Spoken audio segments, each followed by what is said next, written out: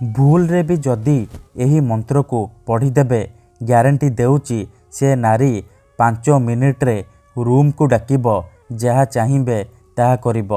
हाँ फ्रेंड्स, जदि आपण केउ सुंदरी विवाहिता नारी बा सुंदरी पड़िशा घर भाउजर सुंदरता को देखि ताड़ को आकर्षित हेउचंती ताकू पटई ताठारू निजर मन मुताबक काम हासिल करने को चाहूँगी, तेबे आजिर एही भिडियोटी आपणकर इच्छा को पूरण करिब।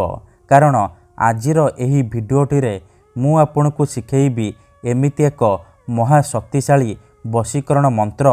एही वशीकरण मंत्र को जदि आपण भूल रे भी केउ भी झियो बा विवाहिता नारी पई पढ़ीदेवे सीए सेही समय ठारू आपणक आड़को आकर्षित हेबाकू लागिब, आपणकर गुलामी करिब।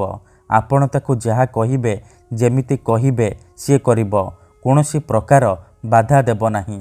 जदि आपण केउ झियो को मने मने भल पाउचंती किंतु जेते चेष्टा कले मध्य ताकू पटई पारुनांती, आउ आपण चाहूचंती कि सी निजे आसी आपण को भल पाउची बोली कहू, तेबे मात्र थरे एही मंत्र को पढ़िकी देखंतु।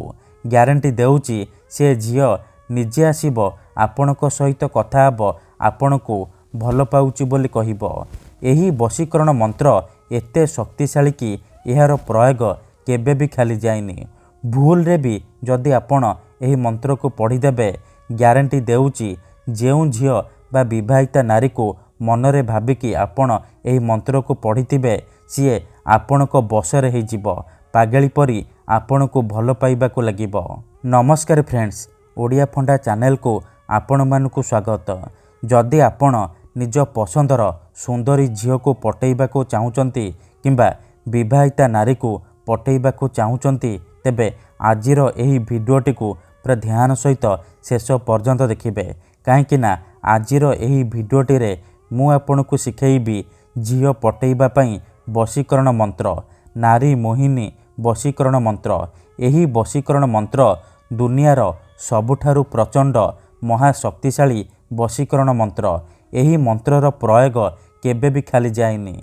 एहाको प्रयोग करी हजार हजार लोक माने लाभवान होइचंती। निज पसंदर सुंदरीरु सुंदरी झियो को मुहूर्तक भितरे पटई पारिछंती। केउ भी विवाहिता नारी ठारू निजर मन मुताबक काम हासिल करि पारिछंती। सासु नणंद दियर भाउज काहाको भी निज बसरे करी ताठारू किछि भी काम हासिल करि पारिछंती।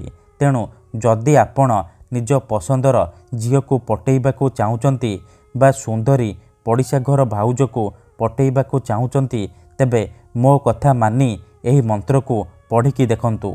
एही मंत्र एते शक्तिशाली कि भूल रे भी जदि आपण एही मंत्र को पढ़ीदेवे से झियो हेउ बा विवाहिता नारी आपणक प्रेम रे दीवानी हेजिब, जहाँ चाहिए ताहा करिब। तेबे एही वशीकरण करिबा सबुठारु सहज। एही मंत्र को आपण किपरि पढ़िबे, केमिति पढ़िबे, एहार प्रयोग विधि कौन मु आपनको शिखेइबी। जानिबा पई भिडियोटी को पूरा ध्यान सहित शेष पर्यंत देखिबे। अधारु छाड़िकी पळेइले आपण किछि भी बुझी पारिबेनी। परे आपण कहिबे गुरुजी आपणकर वशीकरण मंत्र काम करूनी। देखंतु मु आपनको सबु भिडियो रे कहूची जेउपरि आपण भगवान को मानुचंती, भगवान को उपरे विश्वास रखिचंती, निजर सबु दुख कष्ट असुविधा भगवान को जणाउचंती, जदि से असुविधार समाधान न हेला तार माने नुहे कि भगवान नांती। सेहीपरि तंत्र मंत्र हुए, वशीकरण काम करे, किंतु एहाकू आपणको सिद्ध करबाकू पड़िबो। प्रयोग विधि को ठीक भाबरे करबाकू पड़िबो। मु आपणको जेमती शिखेइबी आपणको ठीक सेहीपरि करबाकू पड़िबो। तेबे जाई मु आपणको ग्यारंटी देउची आपण जहाँकू चाहिए ताकू निज बसरे करिपारिबे।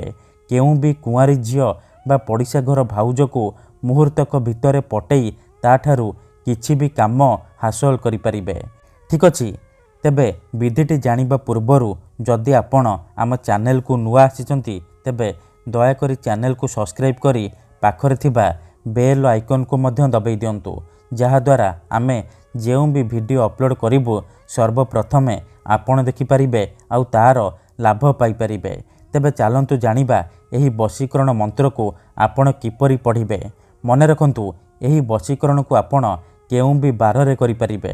ପ୍ରଥମେ ଆପଣ କ'ଣ କରିବେ, ଖଣ୍ଡେ ସାଧା କାଗଜ ଆଣିବେ ଆଉ ନାଲି ରଙ୍ଗର କଲମ ଆଣିବେ। କାଗଜରେ ପ୍ରଥମେ ଆପଣ ଗୋଟିଏ ମନ୍ତ୍ର ଲେଖିବେ। ମନ୍ତ୍ରଟି ଧ୍ୟାନ ସହିତ ଶୁଣନ୍ତୁ। ଓମ୍ ଠ ଠ ଆମୁକଂ କ୍ଲିଂ ବଶମାନାୟ ସ୍ୱାହା। ଆମୁକଂ ଜାଗାରେ ଆପଣ ସେଇ ଝିଅ ବା ସ୍ତ୍ରୀର ନାମ ଲେଖିବେ ଯାହାକୁ ଆପଣ ପଟେଇବାକୁ ଚାହୁଁଛନ୍ତି। କାଗଜରେ ମନ୍ତ୍ର ଲେଖିସାରିବା ପରେ ସେ କାଗଜକୁ ଆପଣ ନିଜ ସାମ୍ନାରେ ରଖିବେ ଆଉ ସେଇ ଝିଅ ବା ନାରୀକୁ ମନେ ମନେ ଭାବିବେ। ତାର ମୁହଁକୁ ନିଜ ମନରେ ଭାବିବେ। ଭାବି ସାରିବା ପରେ ଆପଣ ଏହି ମନ୍ତ୍ରକୁ 7 ଥର ପଢ଼ିଦେବେ। ଓମ୍ ଠ ଠ ଆମୁକଂ କ୍ଲିଂ ବଶମାନାୟ ସ୍ୱାହା। ଏହି ମନ୍ତ୍ରକୁ ଆପଣ 7 ଥର ପଢ଼ିଦେବେ। ଆମୁକଂ ଜାଗାରେ ଆପଣ ସେଇ ଝିଅ ବା ସ୍ତ୍ରୀର ନାମ କହିବେ ଯାହାକୁ ଆପଣ ବଶରେ କରିବାକୁ ଚାହୁଁଛନ୍ତି। ମନ୍ତ୍ରକୁ 7 ଥର ପଢ଼ି ସାରିବା ପରେ ସେ କାଗଜରେ 3 ଥର ଫୁଙ୍କିଦେବେ। ତାପରେ ସେ କାଗଜକୁ ଭଲ ଭାବରେ ମୋଡ଼ିକି ନିଜର ଶୋଇବା ତକିଆ ତଳେ ରଖିଦେବେ। ଗ୍ୟାରେଣ୍ଟି ଦେଉଛି, ଯେପର୍ଯ୍ୟନ୍ତ ସେ ମନ୍ତ୍ର କାଗଜ ଆପଣଙ୍କ ତକିଆ ତଳେ ଥିବ ସେ ଝିଅ ହେଉ ବା ବିବାହିତା ନାରୀ ଆପଣଙ୍କ ବଶରେ ରହିବ। ଯାହା ଚାହିଁବେ ତାହା କରିବ। ଧନ୍ୟବାଦ।